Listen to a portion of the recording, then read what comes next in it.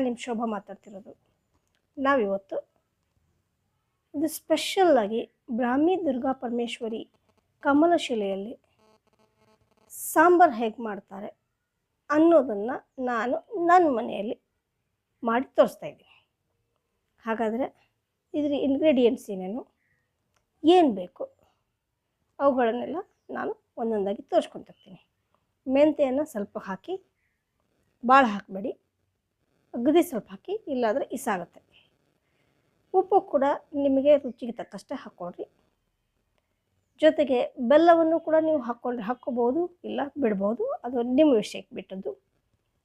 So ನಾವೀಗ ಬ್ರಾಹ್ಮಿ ದುರ್ಗಾ ಪರಮೇಶ್ವರಿ ಕಮಲಶಿಲೆ ಇಲ್ಲಿನ ಸಾಂಬಾರು ಮಾಡೋದನ್ನು ವಿಧಿಯನ್ನು ನಾನು ತೋರಿಸ್ಕೊಡ್ತೀನಿ.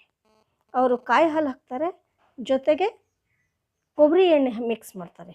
ಆದರೆ ನಮ್ಮಲ್ಲಿ ನಾವು ಏನಿರ್ತವೋ ಅದನ್ನು, ನಮ್ಮಲ್ಲಿ ಏನು ಸಿಗುತ್ತೋ ಅದನ್ನು ನಾವು ಮಾತ್ರ ಹಾಕೋಣ.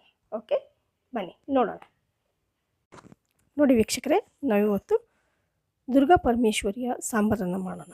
ಓಕೆ, ನಾನು ತೆಗೆದುಕೊಂಡಿದ್ದೆ ಏನೇನು, ಹುಣಸೆ ಹಣ್ಣನ್ನು ನಾನು ಮೊಟ್ಟ ಮೊದಲಿಗೆ ನೆನೆಕ್ಕೆ ಇಟ್ಕೊಂಡಿದ್ದೆ. 1 ತಾಸು ಮುಂಚೆ ನೆನೆಕ್ಕೆ ಇಟ್ಕೊಂಡಿದ್ದೆ. ಹಿಂಗೆ ತೆಗೆದುಕೊಂಡಿದ್ದೇನೆ. ಹಿಂಗೆ ನೀರು ಹಾಕೋಣ. ಹಿಂಗೆ ನೀರಿನಲ್ಲಿನೇ ಏನು ಮಾಡಬೇಕು, ಇದನ್ನು ನಾವು ಸಾಂಬಾರು ಮಾಡಬೇಕು. ಜೊತೆಗೆ ಬೇಳೆನೂ ತೆಗೆದುಕೊಂಡಿದ್ದೇನೆ. ನೋಡಿ, ಹಿಂಗಿನಲ್ಲಿ ನಾನು ನೀರು ಹಾಕ್ತಾಯಿದ್ದೀನಿ. ಒಣ ಖಾರ ತೆಗೆದುಕೊಂಡಿದ್ದೇನೆ, ಉಪ್ಪು, ಅರಿಶಿಣ, ಕೊಬ್ಬರಿ ಪುಡಿಯನ್ನು ನಾನು ತೆಗೆದುಕೊಂಡಿದ್ದೇನೆ.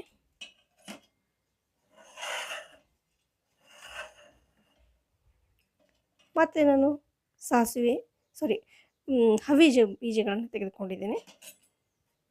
ರುಚಿಗೆ ತಕ್ಕಷ್ಟು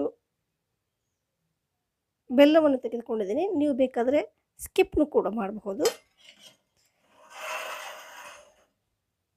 ಇದರಲ್ಲಿ ಮೆಂತೆ ಮತ್ತು ನಾನು ಒಣ ಮೆಣಸಿನಕಾಯಿ ತೆಗೆದುಕೊಂಡಿದ್ದೇನೆ.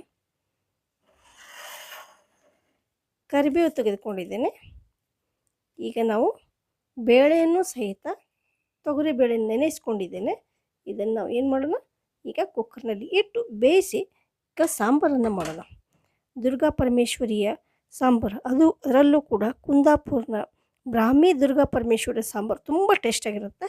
ಅದನ್ನು ಮಾಡಲಿಕ್ಕೆ ಟ್ರೈ ಮಾಡೋಣ. ಓಕೆ, ನೋಡಿ, ಒಂದೊಂದಾಗಿ ನಾವು ಹುರ್ಕೊಳ್ಳೋಣ. ಏನು ಹುರ್ಕೊಳ್ಳೋಣ, ಮೆಣಸಿನ್ಕಾಯಿ ಹಾಕ್ಕೊಂಡ್ವಿ, ಮೆಂತ್ಯ ಹಾಕ್ಕೊಂಡ್ವಿ. ಇವನ್ನ ಹುರಿದು ಒಂದು ಕಡೆ ತೆಗೆದುಕೊಡೋಣ.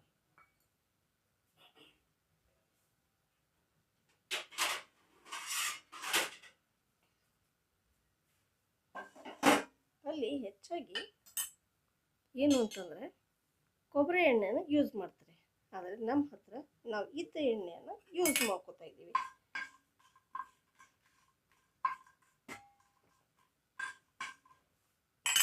ಸ್ವಲ್ಪ ಎಣ್ಣೆನೂ ಹಾಕೊಂಡ್ಬಿಡೋಣ.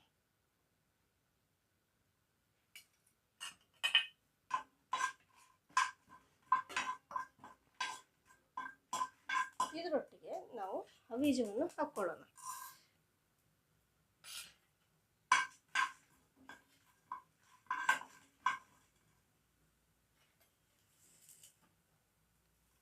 ಕರಿಬೇವನ್ನು ಹಾಕ್ಕೊಳ್ಳೋಣ.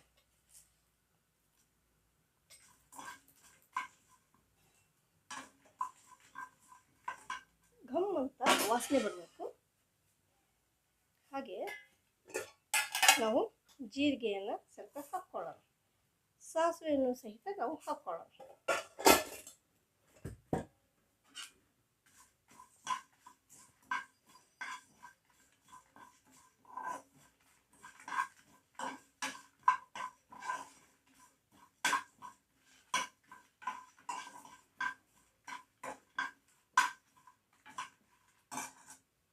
ಸ್ವಲ್ಪ ಎಣ್ಣೆನ ನಾವು ಹಾಕ್ಕೊಂಡು ಹುರಿದು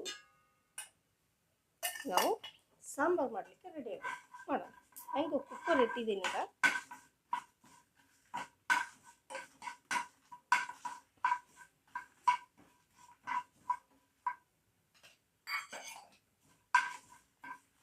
ಓಕೆ, ಇವು ಆರಿದ ನಂತರ ಮಿಕ್ಸಿಯಲ್ಲಿ ಹಾಕ್ಕೊಂಡು ಬರೋಣ. ಓಕೆ, ನೋಡಿ ನಾವು ಮೊದಲು ಬಿಸಿ ಮಾಡ್ಕೊಳ್ಳೋಣ. ಒಗ್ಗರಣೆಯನ್ನು ಕೊಟ್ಕೊಂಡೇ ಮುಂದಿನ ಕೆಲಸ ಮಾಡೋಣ, ಅಂದರೆ ನಮಗೆ ಡಬಲ್ ಕೆಲಸ ಆಗ್ತದಿಲ್ಲ. ಓಕೆ, ಸೊ ನಾವೀಗ ಎಣ್ಣೆನ ಹಾಕ್ಕೊಳ್ಳೋಣ. ಎಣ್ಣೆನೂ ಕೂಡ ಕಾಯ್ತಾ ಇರಲಿ. ಅಲ್ಲಿ ಸಾಧಾರಣವಾಗಿ ಏನು ಮಾಡ್ತಾರೆ ಅಂತಂದರೆ ಕೊಬ್ಬರಿ ಎಣ್ಣೆ ಹಾಕ್ಕೋತಾ ಇರ್ತಾರೆ.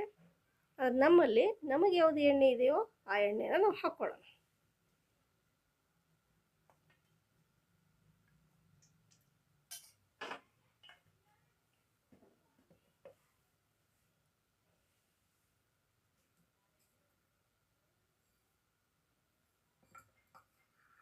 ಎಣ್ಣೆ ಕಾಯಬೇಕು ನೋಡಿ. ಸಾಸಿವೆ, ಜೀರಿಗೆ, ಬೆಳ್ಳುಳ್ಳಿಯನ್ನು ಹಾಕ್ತಾ ಇದ್ದೀವಿ. ಚಟಪಟ ಸಿಡಿಬೇಕು. ಓಕೆ ನೋಡಿ, ಹಾಗೆ ಸ್ವಲ್ಪ ನಾವು ಹಿಂಗನ್ನು ಒಗ್ಗರಣೆಗೆ ಹಾಕ್ಬಿಡೋಣ. ಹೌದಾ, ಹಿಂಗನ್ನು ನಾವು ಒಗ್ಗರಣೆ ಅಂತ ಹಾಕೋತಾ ಇದ್ದೀವಿ.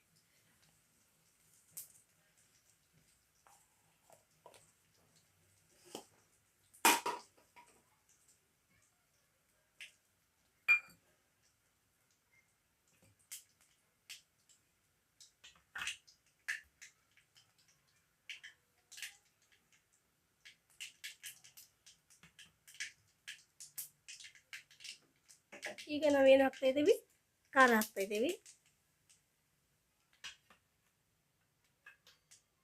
ಉಪ್ಪು, ಅರಿಶಿನ ಪುಡಿ ಹಾಕ್ತಾ ಇದ್ದೀವಿ.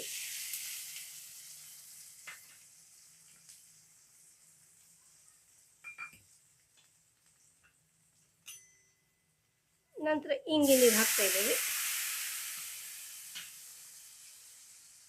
ಬೆಲ್ಲವನ್ನು ಹಾಕ್ತಾ ಇದ್ದೀನಿ.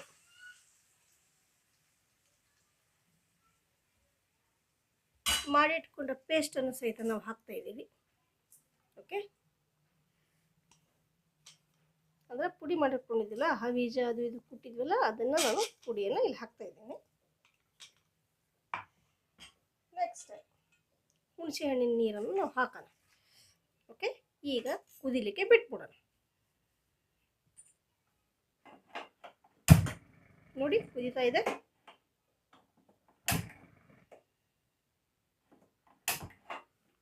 ಕುದಿಲಿಕ್ಕೆ ಬಿಟ್ಬಿಡೋಣ.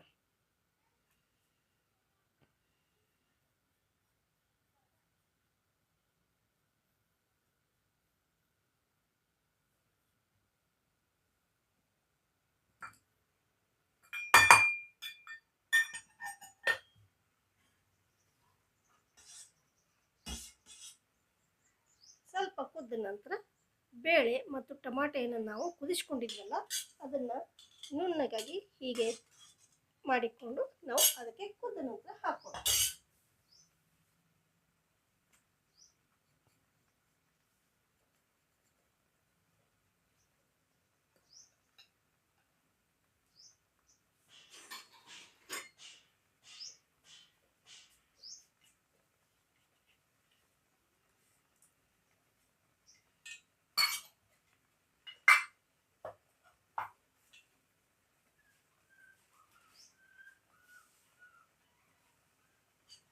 ನೋಡಿ ಇದು ಕುದಿತಾ ಇದೆ.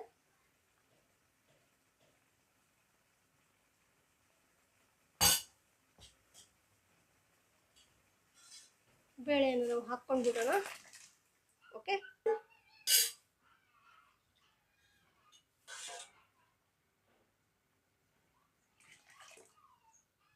ಅದು ಸಹಿತ ಕುದಿಬೇಕು.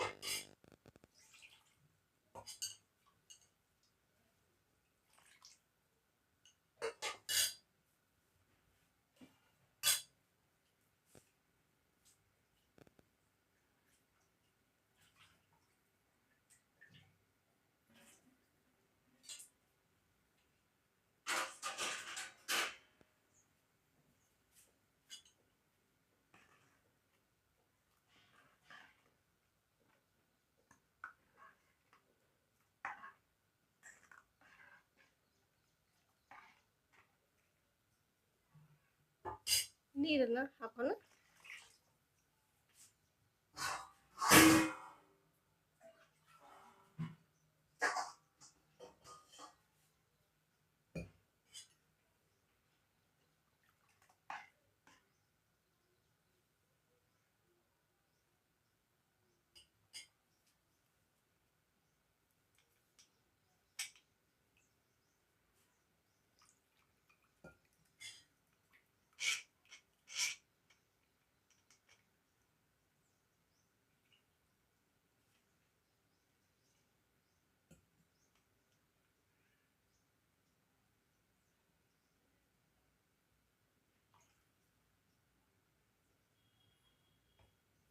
ಒಂದು ಕುದಿ ಬಂದ ನಂತರ ಆರಿಸ್ಬಿಡೋಣ.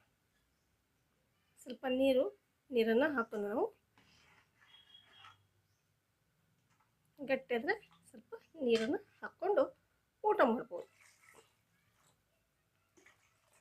ಅಲ್ಲಿ ಏನು ಮಾಡ್ತಾರೆ ಅಂದರೆ ಬೇಳೆ ತಿಳಿ ಬೇಳೆಯಾಗಿ ಕುದಿಸ್ತಾರೆ. ಬೇಳೆನ ಹೆಚ್ಚಾಗಿ ಹಾಕೋದಿಲ್ಲ, ಆದರೆ ಸ್ವಲ್ಪ ನಮ್ಮ ಕನ್ಸಿಸ್ಟೆನ್ಸಿಗೋಸ್ಕರ ನಾವು ಬೇಳೆನ ಹಾಕಲೇಬೇಕು. ಸೊ ಒಂದು ಕುದಿ ಬಂದ ನಂತರ ಇದನ್ನು ಆರಿಸಿಬಿಟ್ರೆ, ಒಂದೆರಡು ಕುದಿ ಬಂದ ನಂತರ ಇದನ್ನು ಆರಿಸಿಬಿಟ್ರೆ ನಮ್ಮ ಕೆಲಸ ಮುಗೀತು ಅಂತ ಹೇಳ್ಬೋದು. ಓಕೆ, ನಿಮಗೆ ಇಷ್ಟವಾದರೆ ಲೈಕ್ ಮಾಡಿರಿ, ನಿಮ್ಮ ಫ್ರೆಂಡ್ಸ್ಗೂ ಶೇರ್ ಮಾಡಿರಿ, ಹಾಗೆ ನನ್ನ ಚಾನಲ್ಗೆ ಸಬ್ಸ್ಕ್ರೈಬ್ ಮಾಡಿ ಅಂತ ತಿಳ್ಕೊಳ್ತಾ ಹೊಸ ರೆಸಿಪಿಯೊಂದಿಗೆ ಮತ್ತು ಹೊಸ ವಿಡಿಯೋಗಳೊಂದಿಗೆ ನಾವು ಬರ್ತಾಯಿದ್ದೀವಿ. Okay, thank you very much.